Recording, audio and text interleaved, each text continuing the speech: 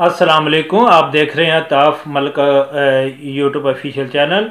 मैं अफसाना संतार भट्टी फ्रॉम अटालिया। अल्लाह के नाम से शुरू जिसने कलम को लिखने की ताकत बख्शी और लाखों करोड़ों दुरूद पाक नबी पाक सल्लम की ज़ात अक़दस पर जिनके हम हुमती हैं। शायर क्या कहता है? तुर्कश का एक शायर जो है उसकी लफ्ज़ों से मैं इस वीला का आगाज़ करूँगा। तुर्कश का एक शायर जिसका तर्जमा था, जिसको तैयब उर्दगान ने भी अपनी तकरीर के अंदर कोट किया, वो शेर आपकी समातों की नज़र। ए बैतुल मुक़द्दस, ए बैतुल मुक़द्दस, ए पैगम्बरों की जाए पैदाइश, ए अर्शा मौला, अर्शे मौला के सबसे करीबी सहन, ए शहरों के मोती जिसकी गलियों के पत्थर दुख से अटे हैं, जिसके मुअज्जिन की आवाजें दुख से बरी हैं। ए बैतुल मुक़द्दस, ए शहरों की अफसुर्दगी, तुम्हारे सामने खड़े दुश्मनों को कौन रोकेगा। ए बैतुल मुक़द्दस, ए मज़ाहिब के हार, कौन तुम्हारी दीवारों के पत्थरों से खून साफ करेगा। कौन ईसा को बचाए ईसा के मारने वालों से, इंसान को कौन बचाएगा, इंसान को कौन बचाएगा। ए बैतुल मुक़द्दस, ए मेरे शहर, ए मेरे प्यारे वतन, ए मेरे प्यारे शहर, ए मेरे प्यारे शहर, ए मेरे प्यारे जाने वाले कबूतर वापस लौट रहे हैं साफ शाफाफ नगीले आसमानों की तरह। ए अर्शे मुअल्ला के करीब ई सहन, है बैतुल मुक़द्दस, है बैतुल मुक़द्दस। ये तुर्कश के शायर था जिसकी ये मैंने अशार आपको सुनाए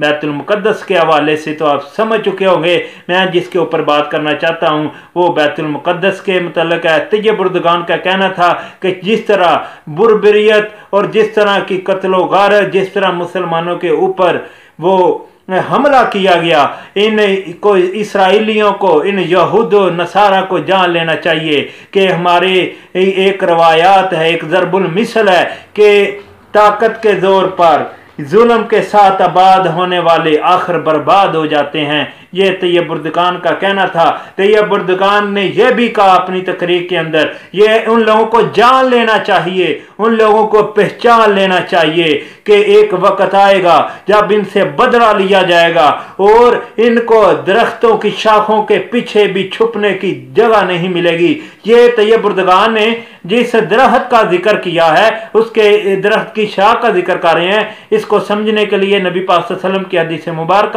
सही मुस्लिम की यह हदीस है, 7339 नंबर है इस हदीस का। हजरत अबू हुरैरा से रवायात है कि नबी पाक सल्लल्लाहु अलैहि वसल्लम ने फरमाया कि क़यामत कायम नहीं होगी यहाँ तक कि मुसलमान यहूदियों के खिलाफ जंग लड़ेंगे और मुसलमान इनको कत्ल करेंगे, हत्ता के यहूदी दरख्त या पत्थर के पीछे छुपेगा और पत्थर और दरख्त कहेगा, ऐ मुसलमान, ऐ अल्लाह के बंदे, मेरे पीछे एक यहूदी है, इसको कत्ल कर दे। सिवाय खरकत के दरख्त के वो नहीं कहेगा क्योंकि वो यहूदी का दरख्त है। ये नबी पाक सल्लल्लाहु अलैहि वसल्लम ने फरमाया कि सिर्फ एक दरख्त जिसे खरकत का दरख्त कहते हैं वो सिर्फ नहीं बताएगा कि यहूदी नसा जो है ना मेरे पीछे छुपा है, क्योंकि वो यहूद का दरख्त है। इस हदीस के मुताबिक तैयब उर्दगान ने उस दरख्त का हवाला देते हुए कहा कि एक दिन वो अन करीब आएगा,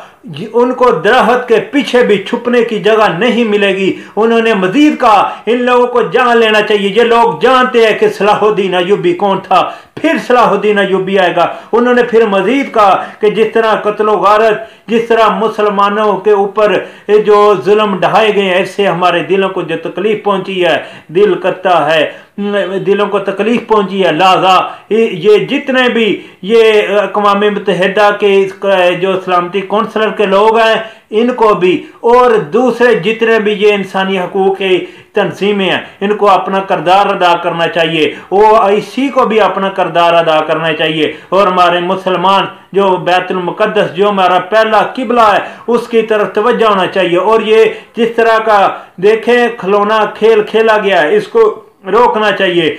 उन्होंने कहा कि हमने अपनी आवाज़ बुलंद कर दी है, अगर कोई भी नहीं रोकेगा तो मैं खुद इसको रोकूंगा। हम तैयार हैं इसके लिए, क्योंकि हम मुसलमान हैं। दुनिया के अंदर बसने वाला हर मुसलमान यही मुसलमान है कि हम की हिफाजत करना हमारी जिम्मेदारी है। तो कहने का मतलब ये है कि जिस तरह, और मुझे बड़ी हैरत है कि हिटलर का वो कोल उन्होंने जो अपनी किताब जद्दोजहद मेरी जद्दोजहद के अंदर लिखा था, उनका कहना था, सुने, जब तक इस दुनिया के अंदर एक भी यहूदी मौजूद है, ये दुनिया के अंदर एक भी यहूदी मौजूद है, उनका कहना जिंदा है, अमन कायम नहीं हो सकता। ये किसी भी कौम के लिए जहर कत्ल कातिल है। ये हिटलर का कहना था कि जब तक दुनिया के अंदर एक भी यहूदी मौजूद है, उस वक्त तक कोई भी कौम सुकून से नहीं रह सकती। फिर हिटलर का वो नजरिया, और देखें कैसी बात है, उसने कहा था, जब मैं किसी साजिश की जड़ का सुराख लगाना शुरू करता हूं तो उसके पर्दे फाश करता हूं, तो उन पर्दों के पीछे मुझे गंदा यहूदी मिलता है। ये हिटलर का कहना था। आप देख लें, ये सारे वही मामलात हैं। हिटलर का आज नजरिया ठीक है। उसका कहना था कि किसी भी साजिश के पीछे से जड़ को देखा जाए तो यहूदी और नसरानी मिलता है। तो कहने का मतलब यह है, तैयब बुर्दुकान का ये दबंग ऐलान। और अब मुझे ये बताएं, अगर मैं इसकी बात तरीके जो मस्जिद अक्सा के सामने आप वो वीडियो फुटेज दे सकते हैं जो हाल किया, यही रहमतुल्लाह आलमीन मस्जिद के सामने आ था। तो ये जो इमरान खान साहब, मैं इनसे पूछना चाहता हूं, जो बैठ के बात करते हैं कि जनाब वो जुल्म कर रहे हैं, तो ये लोग किस तरह बात कर सकते हैं? ये तरीके इंसाफ, ये तरीके हर्राफ, ये तरीके मकार, ये तरीके जर्राफ, तरीके हैवान का चेयरमैन इमरान खान किस तरह बात कर सकता है उन इसराइलियों से, जिसने खुद मुसलमानों के ऊपर आंसू शैल गिराए हों, जिसने खुद मुसलमान को स्टेट फायरों के जरिए शहीद किया हो। वो आज फलस्तीन की बात करते वक्त उसका कलेजा फट क्यों नहीं जाता?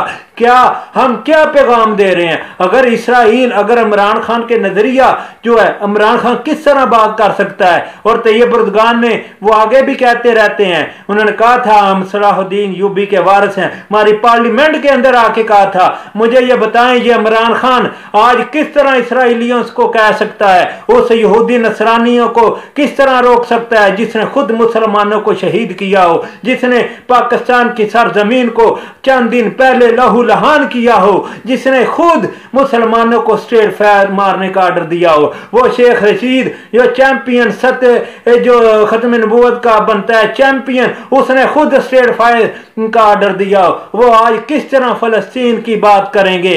है बैतुल मुकद्दस, है बैतुल मुकद्दस। वो शायर दोबारा मैं दोहराता हूं जो एक तुझको शायर ने कहा था, ए बैतुल मुकद्दस, ए बैतुल मुकद्दस, ए बैतुल मुकद्दस, ए पैगंबरों की जाए पदाइश, ए अर्शे मुअल्ला के सबसे करीबी सहन, ऐ शहरों के मोती जिसकी गलियों के पत्थर दुख से अटे हैं, ऐ पाकिस्तान की सरजमीन, मैं कहता हूं तेरे भी आज तेरी भी गलियां इन जालमों ने लहू लहान कर दी। अभी तो फलस्तीन का मसला हल नहीं हुआ था, अभी तो बैतुल मुकद्दस आजाद नहीं हुआ था, अभी हमें बैतुल मुकद्दस आजाद करना था, मगर इस यहूदी नसरानी को खुश करने के लिए आज पाकिस्तान की सरजमीन को लहू चंद दिन पहले लहू लहान कर दिया इन जालिम हुक्मरानों ने। तो मैं पूछता हूं कि कौन पाकिस्तान से, ये पाकिस्तानी सरबराह किस तरह उस यहूदी, उस नसरानी, इन इसराइलियों से बात कर सकते हैं जिन्होंने खुद पाकिस्तान की सरजमीन को लहू लहान किया? ऐ बैतुल मुकद्दस की बातें कौन करेगा? इस बैतुल मुकद्दस की क्या ये पाकिस्तानी हुक्मरान करेगा? क्या ये इमरान खान करेगा जिसने खुद मुसलमानों को स्टेट फायर के जरिए शहीद करने का ऑर्डर दिया? काश आप समझें इस बात को। और इस वक्त हमें इत्तेहाद की ज़रूरत है। हमें चाहिए कि मिलकर इसका जवाब देना चाहिए। OIC को अपना किरदार अदा करना चाहिए। जो है तैयब बुर्दुकान ने तो अपना हक अदा कर दिया, उन्होंने तो आवाज़ उठा दी। इमरान खान किस मुंह से ये आवाज़ उठाते हैं? मुझे कहते हुए शर्म आती है कि ऐसे बंदे को खुद शर्म करनी चाहिए जिसने खुद स्टेट फायर का ऑर्डर दिया। बाला इसी के साथ मुझको इजाज़त दें और दुआ करें अल्लाह ताला उन मज़लूमों के ऊपर जो है ना अपना फजल व करम करे और इन ज़ालिमों को तबाह बर्बाद करे। पाकिस्तान जिंदाबाद। पाक।